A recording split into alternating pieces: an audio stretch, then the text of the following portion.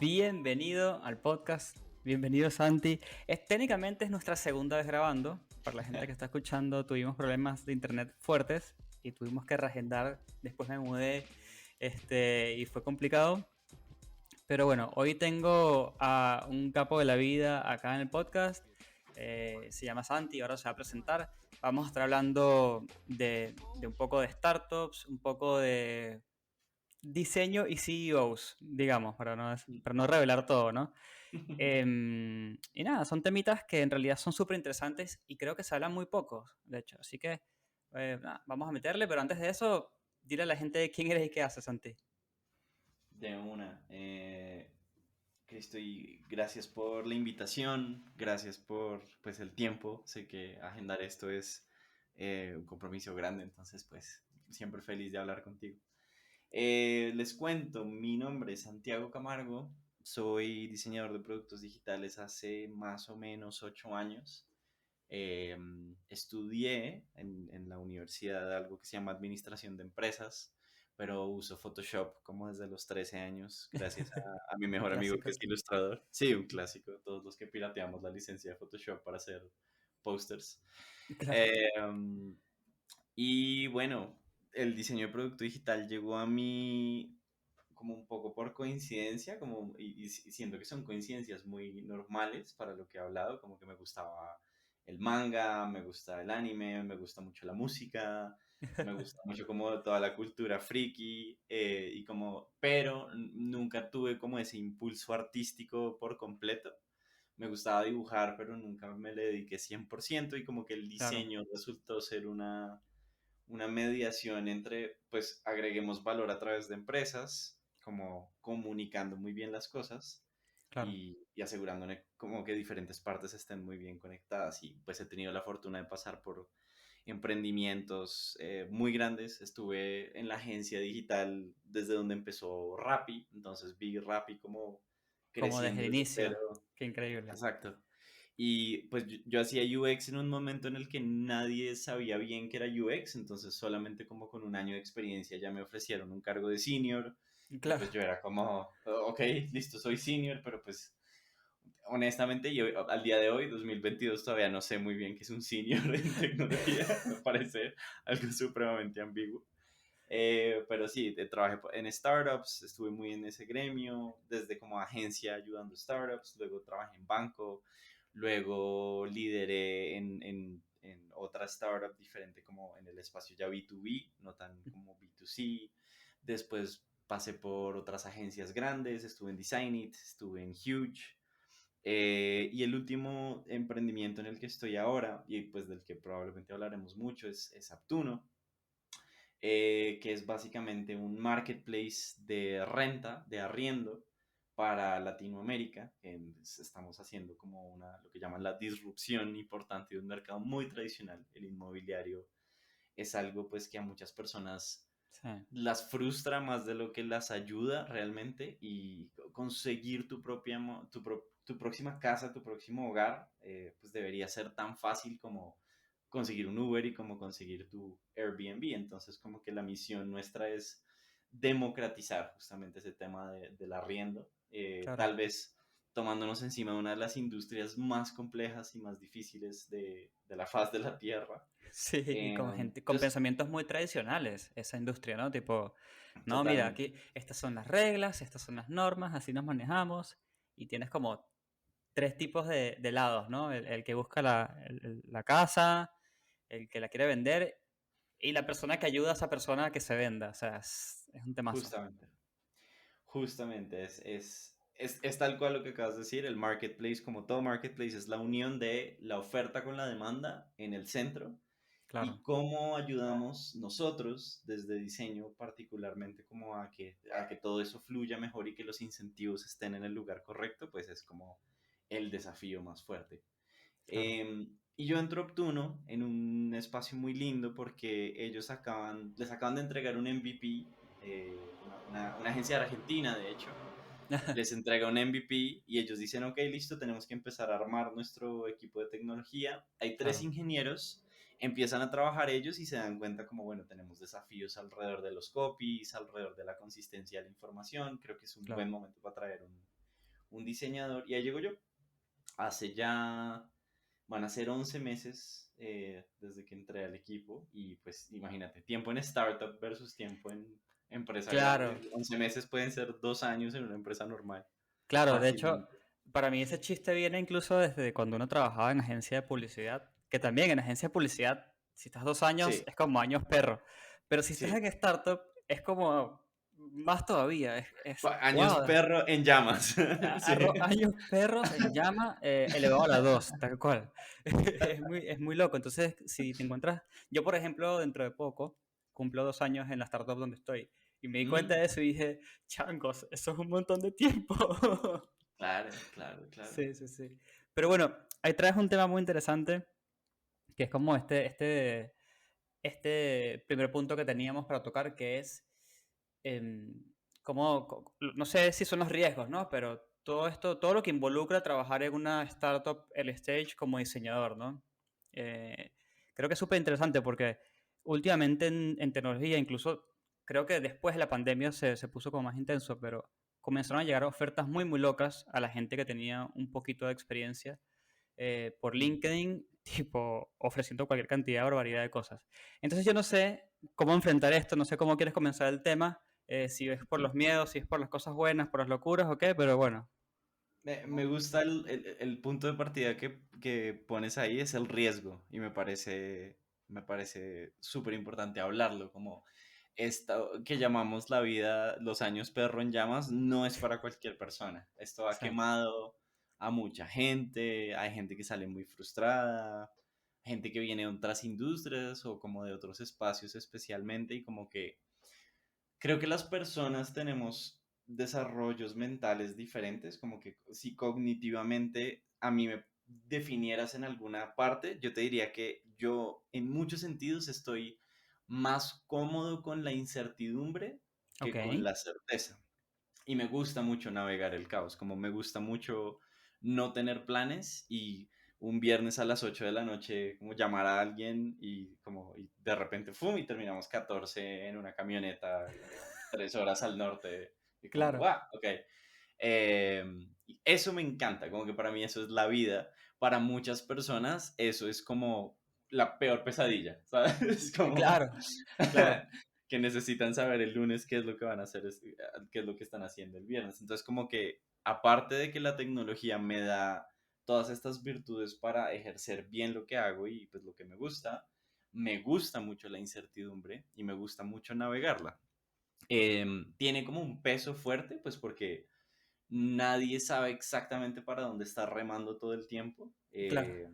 Y particularmente Aptuno y nosotros tenemos una cultura de datos muy, muy fuerte. Entonces, todo el tiempo estamos pidiéndonos justificaciones de las decisiones que tenemos y Oh, me más allá encanta. de eso, preguntamos de dónde vienen esos datos y por qué esos datos son relevantes. Entonces, tres preguntas en tres parámetros alrededor de todas las conversaciones, como que se siente extenuante, Claro. pero al final del día yo creo que pues es de las cosas que más me han enriquecido mi carrera, porque Pero ya antes como que va. si uno...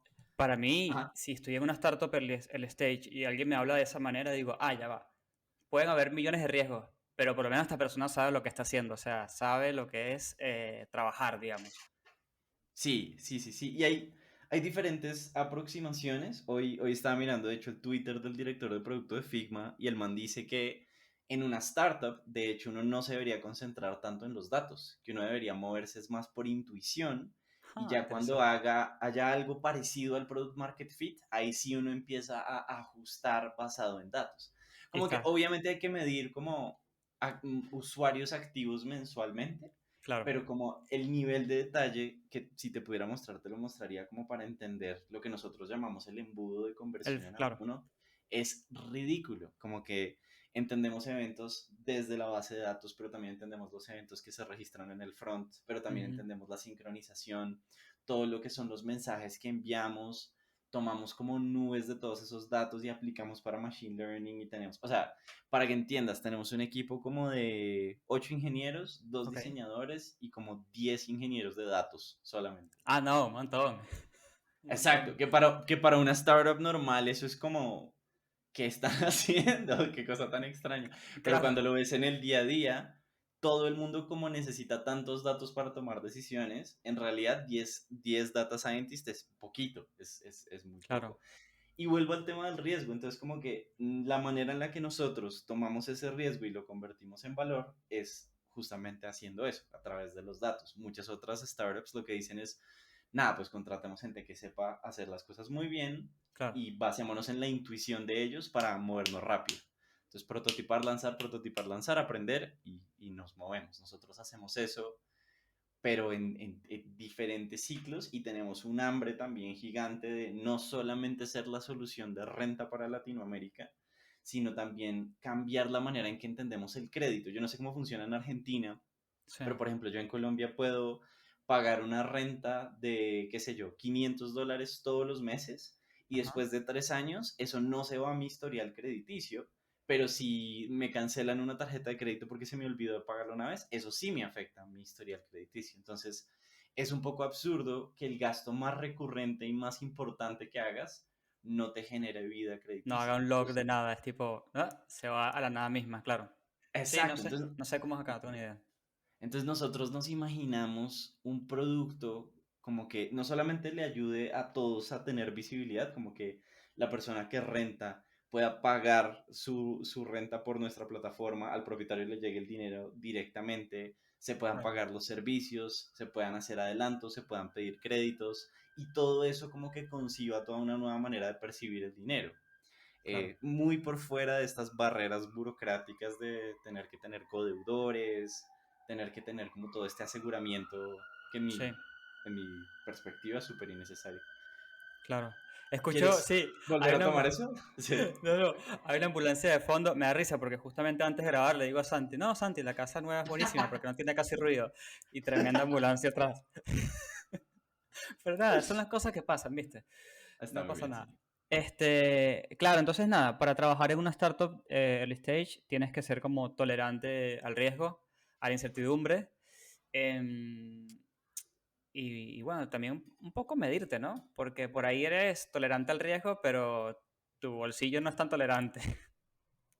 Claro, claro, pero, a ver, ¿quiénes asumen más riesgo, no? Ujú. ¿Los que trabajan o los founders? Entonces, y Claro, yo siempre pienso mucho en esto, como que yo entro en una etapa de la empresa en donde ellos ya pueden costear un diseñador, que es, claro. ya hay un market fit suficiente como para poder tener como unos sueldos puestos en su lugar. Obvio, Ujú, se levanta un capital semilla que ayuda a mantener eso, ujú. pero pues al final del día se acaba Aptuno y yo puedo buscar otras oportunidades de trabajo, un poco. Totalmente. Y eso es bien interesante porque como que eso también me permite trabajar sin miedo a que me despidan, porque claramente el mercado está súper fuerte. Entonces, si en una reunión alguien dice algo que no me gusta, con toda la tranquilidad, y eso es uno de nuestros principios, la transparencia, puedo alzar la mano y decir, hey, eso me parece que no tiene sentido, no está bien Ujú, justificado, o necesito hacer un par de preguntas más allá. claro. Entonces, y vuelvo al punto inicial, la incertidumbre la asumo yo en términos del reto, pero Ujú, si la empresa acaba mañana, pues, o sea, a mí personalmente no me afecta, afectas a claro. los founders que han asumido todo este riesgo, que están poniendo su cara en toda esta deuda, que tienen, pues, digamos que la voluntad para voltear esta industria y como aguantarse todo este reto tan grande. Claro. Entonces, ¿en qué sí se ve la incertidumbre de nosotros? Que es como, bueno, sacamos un feature, no funcionó. Ujú, Ok, nos dedicamos a entender por qué no funcionó y tenemos una versión 2. Nos ponemos a hacer otro feature que haga el mismo objetivo o abandonamos eso completamente y hacemos otra cosa completamente nueva. me Solo, encanta. así como de entrada son tres caminos. La persona que trabaja en startup tiene que estar cómoda con decir, vámonos por el 2. ¿Y por Claro. qué? Porque vámonos con el 2. Como no Ok. puedes tener toda la información todo el tiempo. Ahí hay un poco de intuición, hay un poco como de conocer cómo se mueven las cosas y hasta donde puedes, pues tienes cierto conocimiento también en datos para saber si hay algo rescatable ahí o nada, abandonemos y sigamos hacia allá. Tal cual. Eh, Yo te voy a hacer una pregunta y me pongo en mute, así pasa la ambulancia. Dale, tranquilo. Este, creo que sería bueno también que le digamos a la gente qué es una startup que está en una etapa de early stage, porque creo que no lo definimos en ningún momento y por ahí hay alguien que ni siquiera no tiene ni idea de qué es. De acuerdo, entonces una startup en general es como una empresa que tiene un apetito de crecimiento y en nuestro caso hipercrecimiento, es decir, que por lo menos cada 6 meses o un año debería estar duplicándose, si no triplicándose, tanto en tamaño de operación como revenue. Entonces, lo que es early stage o etapa temprana es básicamente que todavía no se han levantado demasiadas rondas de inversión. Ujú, Típicamente como esto funciona es que se consolida una startup, se levantan rondas semilla, que son como las cosas como para el capital base, y eso ujú, se negocia por pues, la propiedad de la empresa, lo que llaman los stocks o claro. las opciones, dependiendo de cómo se ejerzan. Y luego de eso, ya más avanzado, cuando hay un poco más de tracción, buenos números andando, entonces se levanta una serie A, que es como la primera ronda fuerte, serie B, serie C, Ujú, y así hasta que básicamente la empresa sale a lo que es el IPO, el Initial Public Offering, que se vuelve pública, lo que en Latinoamérica acaba de pasar con Nubank, ujú. pues que ya es como, ok, la empresa pues cotiza en la bolsa y sus acciones son públicas y todas las personas que asumieron incertidumbre desde el principio pues ganan un poco ahí, hablando Claro. de inversionistas y muchas veces empleados tempranos que también se les compensa con stock options, que son Ujú. como stocks, pero que solamente se pueden ejercer después de tanto tiempo de trabajar en la empresa. Exacto. Que de hecho hay una historia muy famosa con tema de, bueno, no es diseño específicamente, pero casi. Hay una persona que pintó un mural en Facebook cuando estaba comenzando y le ofrecieron, dijeron, ¿cómo te pagamos? ¿En dólares o quieres acciones? No, dame acciones. Y el tipo ahora es millonario porque hizo un graffiti en una pared de Facebook y decidió que le pagaran con acciones. La locura. Pero nada, ese Eso, caso es muy particular, ¿no? sí, y también me acuerdas de hace poco que vi el documental de Bitcoin, que dijeron en la primera conferencia de Bitcoin, como en el 2014, contrataron a un comediante, como un stand-up comedian, y le dijeron, pues te podemos pagar en Bitcoin. Y el tipo dijo, bien, listo, todo bien. Le dieron como 150 Bitcoins. No. Y el man estaba como, bueno, pues ojalá que esto valga algo algún día. Y pues obvio, Claro, hoy en exacto. día eso puede estar en los millones de dólares tranquilamente. Tranquilamente, sí. Como que si eres una persona que disfrutas de eso, bueno, listo, listo, este es tu ambiente, está buenísimo. Aparte, yo no sé si sabes, hay un libro que nunca me acuerdo el nombre, y mucho menos el autor, que dice que hay tipos de CEOs, y yo creo que también funciona esto para diseñadores. Hay tipos de CEOs, CEO de guerra y CEO de tiempo de paz. Entonces, CEO de guerra se refiere a que cuando la empresa está en un mal momento, que de hecho creo que le pasó a Microsoft en 2008, algo así, no me acuerdo, cambian de CEO y ponen un CEO de tiempos de crisis, básicamente. Y yo creo que Ujú. va por ahí también un poco la analogía a los diseñadores, ¿no? Hay un diseñador que es buenísimo para el momento de early stage, hay un diseñador que es buenísimo para un momento de expansión y así. No sé qué opinas, no sé si estás de acuerdo. Sí, a ver, mi perspectiva, pues es que el ejemplo no es muy bueno, pues porque Microsoft es una empresa de Sí, billions of dollars que está pública hace mucho tiempo claro. en un emprendimiento y me pasa mucho porque tenemos dos CEOs que son como co-CEOs, uno está más enfocado en producto, otro está más enfocado en operaciones. Claro, Dependiendo del día en el que hables con ellas, pueden estar en modo construcción o en modo apagar incendios. Y claro. creo que eso también está bien porque la emoción de todo el equipo cambia dependiendo como del ritmo que le estamos poniendo. Ujú, Pero, y esto es un error muy común que cometen los founders, como que, y es algo que nosotros queremos dejar súper claro, y es la aceleración es diferente de la velocidad. Y es un claro. concepto súper bonito. Tú, si ya estás andando a buena velocidad, no necesitas acelerar más, ¿correcto? Pero hay empresas que, y no voy a decir nombres porque ya aprendí, ya la embarré una vez con eso, que siguen metiendo el pie en el acelerador, aunque la velocidad del equipo ya está muy bien y los resultados están funcionando. Entonces creo que eso es lo que permite que uno pueda tener un ritmo de trabajo, digamos que retador, pero sano en el largo Claro. plazo. Entonces, tenemos una nueva funcionalidad y tiene que ser un éxito porque conecta dos partes clave. Acelerador 100%, la lanzamos, bajamos el pie del acelerador y Ujú. entendemos qué pasa. Medimos y vemos si todo está bien, genial. Podemos bajarle también otro poquito, concentrarnos en mapear otras cosas, hacer Claro, research, mover las fichas. Si no funciona, ok, listo. Entonces, ¿por dónde hay que meter el acelerador? Y creo que el liderazgo de nuestro emprendimiento particularmente me ha parecido genial en eso. claro. Raro, muy raro de ver en un equipo que se sepa bien cuándo acelerar y cuándo aprovechar la velocidad para entender lo que está sucediendo. Sí, Si un equipo se acelera todos los días, se quema. se quema, Hay, olvídate.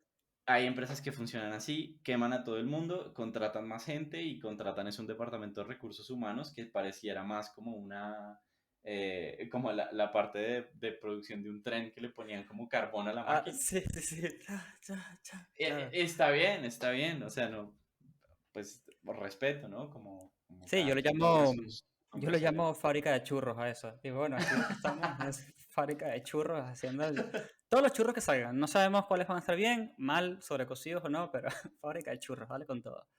Sí, es un temazo. Correcto.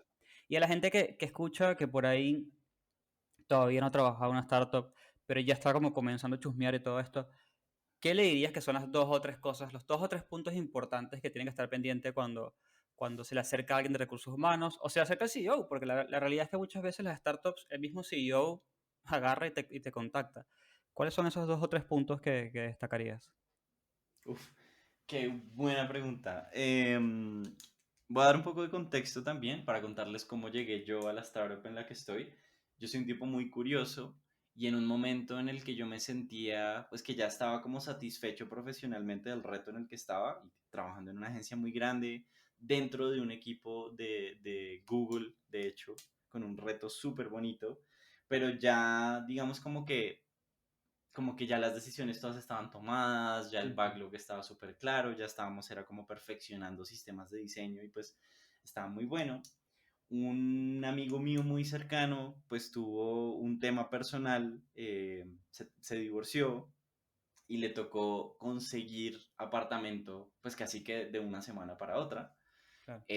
Las plataformas tradicionales pues son muy segmentadas, el inventario casi nunca está actualizado, es súper difícil como conseguir las visitas y el viernes me dijo como, ay, voy a ir a ver este apartamento y el martes me dijo, ah, ya firmé los documentos, me mudo mañana. Y yo Wow. dije, ¿en qué planeta ocurre eso? Como me pareció Claro. un poco absurdo. Y cuando me vine a enterar, pues era esta startup. Y yo como, wow, miré el producto, pues que era como este MVP que habían entregado los argentinos un poco evolucionado. Y dije, esto es una mina de potencial. Como claramente Claro. si estos manes están arrancando y todavía no son tan conocidos, aquí hay una oportunidad súper grande. Entonces los busqué por LinkedIn, los contacté y me dijeron como, ah, qué bueno que te interese nuestra vacante de líder UX. Y yo como, ah, no sabía que tenían una vacante, Y que sí, pero sí, qué era buena eso. coincidencia. Claro. Y ahí como que nuestra conversación empezó muy bien porque yo ya conocía el producto, ya conocía la experiencia, ya tenía unas recomendaciones para mejorar y ya tenía mucha curiosidad hacia como dónde estaban yendo como en general. Entonces tuve una llamada con Juan Martín, que es el CEO que está enfocado en producto, ya pues hablamos como desde el principio, como de esta perspectiva de aceleración versus velocidad que me encantó, como me parece que tenía todo el sentido. Hablamos de la perspectiva de tomar decisiones basadas en datos Ujú. y no en corazonadas ni en el ego, porque Claro. muchas personas, y es muy normal de nuevo, un CEO nuevo va a empezar a decir, ah, no, pues es que yo ya he hecho esto, Ujú. construyamos a partir de lo que yo creo y cuando me hagan preguntas, pues simplemente como que las voy a dejar pasar y seguimos así por un año. Este CEO en particular, pues había sido líder de datos en otra startup súper grande, entonces Claro. como que todo su bagaje, tres o cuatro tecnologías, perdón, tres o cuatro empresas de tecnología que ya había construido, más adelante como que no, para él no era para nada nuevo como nada de lo que estaba pasando en ese espacio, lo que sí era nuevo era todas las oportunidades del reto que estaba surgiendo y un reconocimiento importante del valor del diseño en ese momento. Que claro. tú tengas tres ingenieros y digas, quiero traer un diseñador para que me ayude a escalar esto, como que también ya es una buena señal y que Sí. reconozca ese valor. Entonces, ¿qué le recomendaría a una persona que está pensando en entrar a una startup? Entonces, varias cosas. Con respecto a la persona que las está entrevistando, como que asegúrense de entender cuál es su actitud frente a la incertidumbre y Ujú, cómo soluciona las cosas en el día a día. Entonces, si es una persona, como que si le haces una pregunta como de cuéntame la última vez que hubo un problema de mucha incertidumbre y cómo lo resolvieron, esa ujú, historia te va a dar mucha información. A mí en general en las entrevistas me gusta mucho preguntar por anécdotas, como, porque claro. si preguntas sobre el futuro, pues cualquiera puede inventar, como, yo haría un Sí. design system y salvaría el mundo, pero si les preguntas sobre las anécdotas de cosas que de hecho pasaron y cómo afectó eso a la empresa, pues es supremamente valioso. Entonces, preguntar sobre anécdotas que les permitan medir como qué va a pasar con este individuo, cómo está proyectando esta persona la empresa en el futuro Ujú, y dentro de todo ese speech, como cómo me imagino a mí mismo involucrándome y creciendo. ujú, Entonces, mi primera conversación con estos CEOs fue genial porque todos los ingredientes estaban sobre la mesa, como vamos a tener un área de diseño, vamos a tener varios requerimientos cuando escalemos un equipo de tecnología, claro. vamos a tener que hacer de todo porque no solamente son las personas que rentan y las personas que son propietarias, sino es una red de agentes que también habilita todo ese crecimiento y el servicio al cliente, cómo tenemos una marca que tenga sentido, cómo tenemos un mensaje que sea consistente alrededor de todo eso. Em, y ya, como que solamente con esas cosas en su lugar, yo dije, ok, este reto tiene sentido.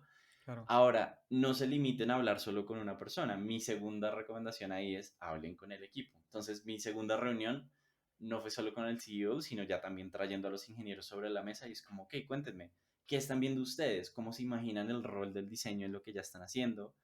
Estas personas se mostraron muy seniors, se notaba que ya habían trabajado con diseño, que Ujú, entendían que no es un tema de que diseño mi entrega y nosotros claro. andamos con eso, sino es como co-creación desde el principio, ellos interesados en involucrarse en la investigación. Y ya con esos dos criterios, un buen líder y un buen equipo que va a fomentar una buena cultura, como que saltar fue la cosa más tranquila para mí y efectivamente han sido de los mejores 11 meses como laboralmente que he podido experimentar.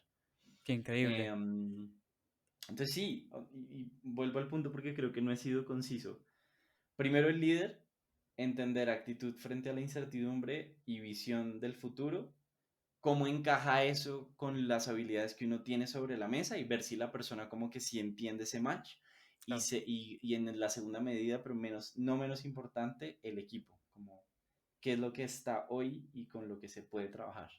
Totalmente. Sí, me gustó mucho ese punto que dijiste de las anécdotas, porque eh, sin ponernos como muy fundamentalistas, pero es una de las recomendaciones para hacer entrevistas de usuarios.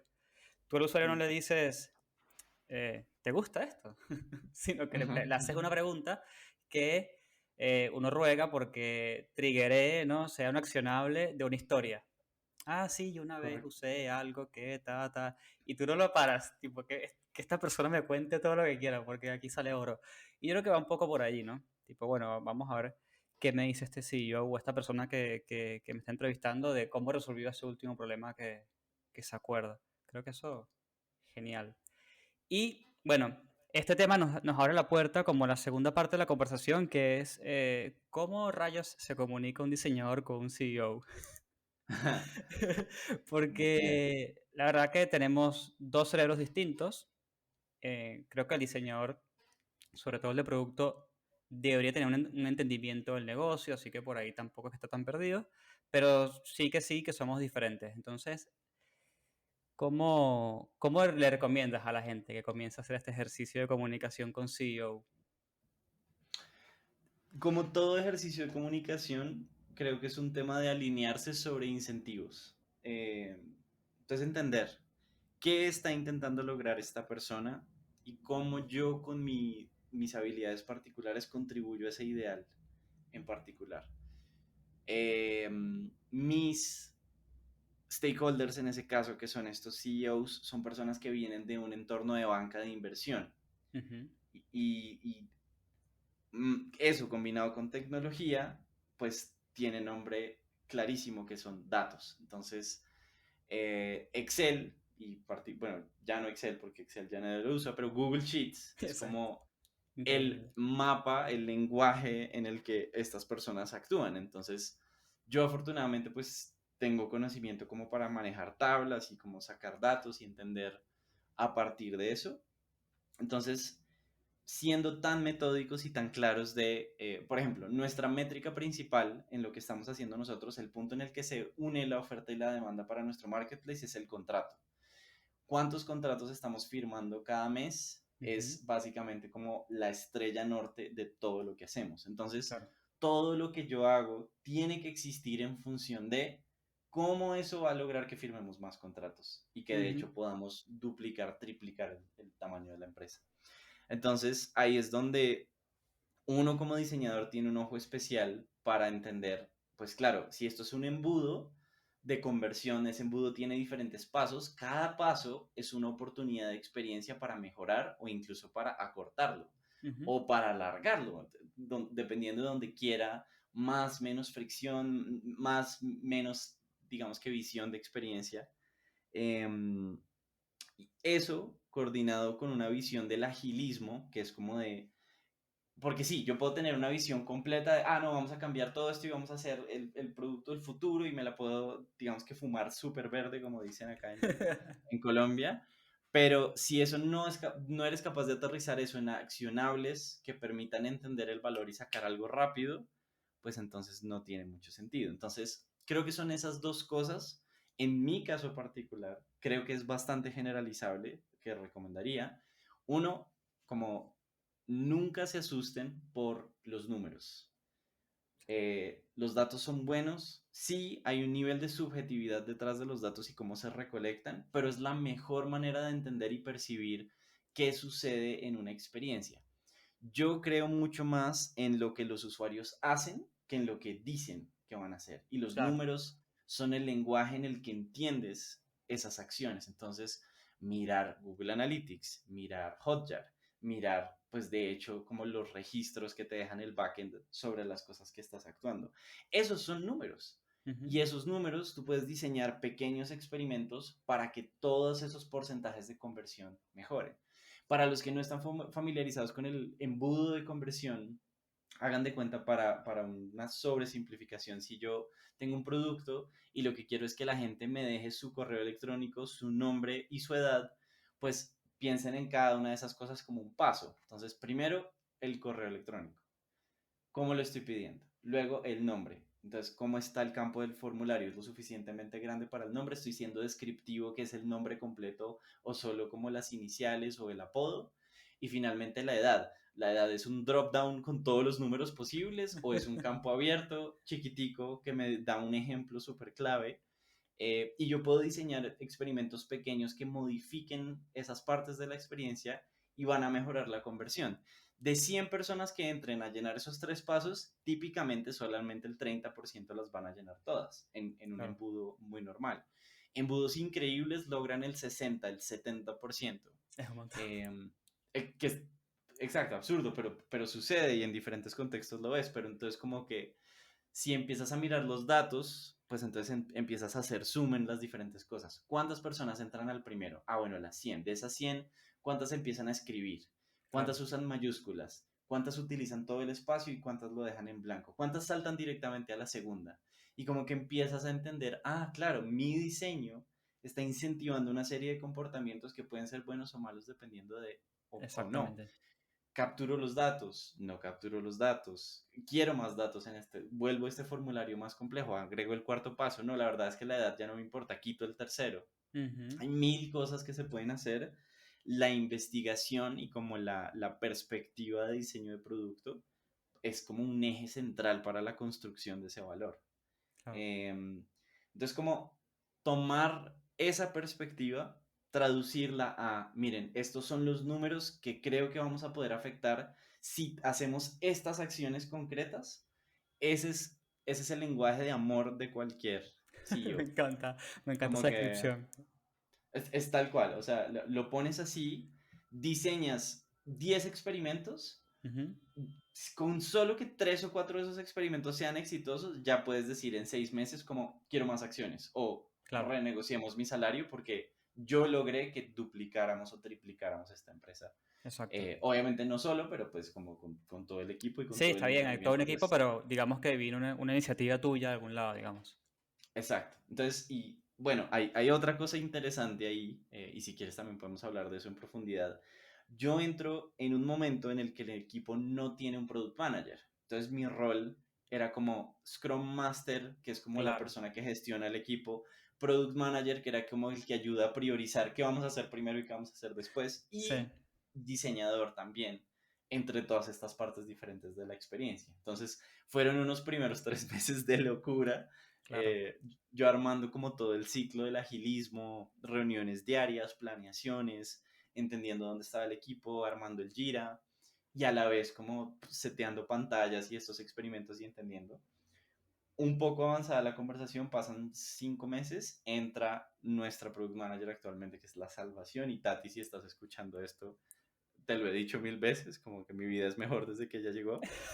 Eh, pero como que, pero pues mira eso, ¿no? Como que justo el valor que se construye permite contratar más personas, permite Claro, como decir, la separación de estas cosas tiene sentido, agrega valor, traigamos a estas personas al equipo. tal cual. Eh, entonces ahí hay un rol súper interesante. Obviamente el día uno, pues ¿quién es el product manager? El CEO. Él es el que toma las decisiones, él o ella. Ojalá más CEOs sean mujeres en Latinoamérica, por Dios. Em, pero, pues, digamos que ir contra la lógica de un CEO al principio es muy difícil si Claro, no tienes los argumentos para, digamos, sabes, como para retar esas ideas o para proponer cosas en base al lenguaje que ellos ya manejan. claro, Entonces, hay que entenderse muy bien. Eso también puede volverse al primer punto y es como si la persona con la que estás hablando en la entrevista no habla un lenguaje relativamente parecido al tuyo, pues como que empieza a identificar cuáles son esos gaps y cómo puedes empezar a llenarlos. claro. Que Si te aparte interesa de verdad. ni siquiera son banderas rojas, digamos, porque si lo llevamos como al lenguaje Twitter, no son banderas rojas, sino que simplemente, nada, hablan diferente, tienen diferentes habilidades, diferentes necesidades también. Así que no todo lo que no combine con uno significa que está mal o es malo. Eso es como pequeño datito ahí. Correcto. Em, Este, no sé, Santi, si hay algo en particular que no hemos hablado de todos estos temas que han sido súper interesantes, o alguna pregunta que no te he hecho que es como clave y no hemos hablado de un tema que dices, Chris, pasa que esto es clave. sí, hay un tema que me gusta mucho y ha rondado mi cabeza muchísimo los últimos meses y es el rol del diseñador desde una startup en early stage, hablemos de un equipo de tecnología que no tiene más de 3 personas, invariablemente tiene una responsabilidad que los gringos llaman el player coach Ok, o, o no solamente como el contribuidor individual, sino también el gerente, por así decirlo. Entonces, eso es un reto que hay personas que se enfrentan a eso y dicen no me gusta. ok, Yo me enfrenté a eso muy conscientemente, pues porque no es la tercera o cuarta startup en la que trabajo, pero eso es una mentalidad muy importante que hay que traer a la mesa. ¿Por qué lo digo? Em, no todos los perfiles, no todas las personas están hechas para liderar. Hay personas que lideran, más no son tan buenas haciéndolo ni les gusta, claro, pero lideran porque no hay otra manera de avanzar y yo creo que esa no es la manera correcta de avanzar en un espacio de emprendimiento, ni menos de tecnología, tanto para los ingenieros de software como para los diseñadores. Yo creo que ahorita no es evidente, pero en 4 años, 5 años va a ser evidentísimo que a las personas hay que poder dividirlas en el track en el que quieren evolucionar. Es ujú, decir, yo debo poder decir desde cualquier momento, sea early stage o late, yo quiero tener un rol en el que voy a contribuir como individuo, pero también voy a asumir roles de manager y eventualmente me voy a convertir en un líder completo, o yo simplemente quiero dedicarme a diseñar las mejores interfaces basado en la mejor investigación, con la mejor arquitectura de información y quiero ser un referente para eso, para todo el mundo. Y en ningún claro. punto eso debería significar que yo tenga que mentorear, Ujú, liderar, priorizar, ayudar a desbloquear conversaciones. Yo creo que eso es un skill set diferente. ujú. Yo creo que a todo el mundo se le puede agregar y todo el mundo, pues, digamos que es bueno que lo tengan, pero no todo el mundo lo va a disfrutar y B, va a ser bueno haciéndolo. Entonces, Claro, en el startup, dentro de toda la incertidumbre que existe, pues muchas veces tienes que asumir ese rol, pero la mayoría de historias de personas que se van de las startups es porque no les gusta cómo su rol terminó de encajar después de tener claro. esas conversaciones. Entonces es muy importante como tener esa visión clara. Al principio no, pues porque al principio uno no sabe, ¿sabes? Porque no lo Claro. has hecho. Pero ya cuando tienes un poco más de experiencia y lo empiezas a afianzar, te das cuenta, alza la mano y dilo, como estás en un ambiente muy valorado y te tienen que valorar. Entonces, mira, Sí. estas cosas están buenas, las puedo hacer, pero no las quiero hacer. No siento que se me den, creo que agrego mucho más valor de este lado. Y eso abre un track súper bonito que ahora lo llaman en San Francisco como el Principal Product Designer. Entonces ya no Eso, es lead. lo he visto un montón. Sí. Sí, sí, sí. Entonces ya no es lead, ya no es senior, sino es el principal. El Ujú, principal, en teoría, le pagan lo mismo que al manager de diseño, al head of UI, al head of UX, al head of design. Lo que pasa es que el head coordina un equipo y hace una serie de operaciones que hace que la máquina funcione. El principal es la referencia máxima del proceso. Es el que tiene ujú. la mejor dirección de arte, es el que mejor entiende a los usuarios, es el que más ha comido procesos y más la ha embarrado, pero también tiene habilidades de código, como que se Claro. ha difundido transversalmente y verticalmente entre equipos de una manera tan importante que lo que diga influye directamente en lo que se toma decisiones en producto. Y eso existe. Entonces es muy importante para la gente que sepan que eso existe. Hoy en día en Latinoamérica, difícil pelear en una startup o en una empresa para que a uno le dejen tener ese track. En Ujú. lugares como San Francisco, en Europa, eso ya existe y está más que validado, que es Claro. supremamente valioso a lo largo de diferentes niveles de Pero es como organización. dijiste tú, creo que en 3, 4, 5 años vamos a ver qué es más común. Como, por ejemplo, hace 3 años la gente buscaba UX, UI designers. Ajá, Raro. Y todavía, ahora, todavía, todavía. ¿eh? Pero bueno, ahora se dieron cuenta que en realidad lo que estaban buscando era product designers.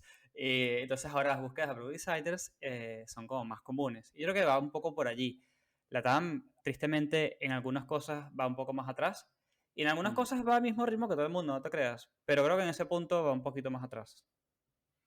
Sí, el valor del diseño, y esto siempre vuelvo a esta conversación, el valor del diseño es una muestra de lo que nosotros como diseñadores somos capaces de defender y de traer a la mesa. Entonces, Ok. si nosotros no estamos teniendo estas conversaciones y si no alzamos la mano y decimos, esto es lo que yo quiero, y este tipo raro en un podcast dijo que esto existía, entonces yo creo que yo Claro. puedo pelear por esto. Si no lo hacemos, entonces no vamos a traer digamos que esos beneficios a nuestra industria. Y en las startups y particularmente en las startups de hipercrecimiento, si no hay una mentalidad de quiero construir con eso en la cabeza, pues vamos a seguir como en Exacto. ese mismo espacio. Entonces por eso me parece importante mencionarlo y también mencionar que al inicio de un equipo pues se tiene que asumir ese rol, se tiene que asumir el designer es mitad product manager, mitad project manager, mitad psicólogo, mitad, Claro. ¿sabes? Como el que arma la reunión chévere, el que pone la música en la daily, el que les muestra la Sí, sí, sí. inspiración, el que les Es muestra como la nueva es como herramienta. un Megazord, tipo, el tipo tiene un poquito de todo, está armado de como piezas. Exacto, exacto. Y vuelvo al principio de la conversación. Si les gusta eso, si sienten que en esa incertidumbre se desenvuelven bien, bienvenido al reto del emprendimiento, como que Tal esta es cual. tu casa. Y si eso no es para ti, está muy bien. También hay otras empresas muy maduras con mucho más dinero también Claro. probablemente que van a valorar más que como que tengas un cronograma como más fijo, más estructurado, esas cosas. Tal cual, me encanta. Em, Yo creo entonces sí, que con esa reflexión es el mejor momento para cerrar el episodio, que la gente quede como con esa conclusión encima y que entiendan, creo que eso último que dijiste es clave. Si startups no te gusta o no te llama la atención, no se sientan culpables, hay millones de formas de trabajar, ninguna es mejor o peor que otra, todo depende de ustedes, así que ni se preocupen por eso. Santi, totalmente. millones de gracias por hablar conmigo y, como dicen acá, bancarte todos los errores técnicos que hubo y todos los problemas. Y bueno, y a todo el mundo que llegó hasta el final, gracias como siempre. Nos vemos en la próxima.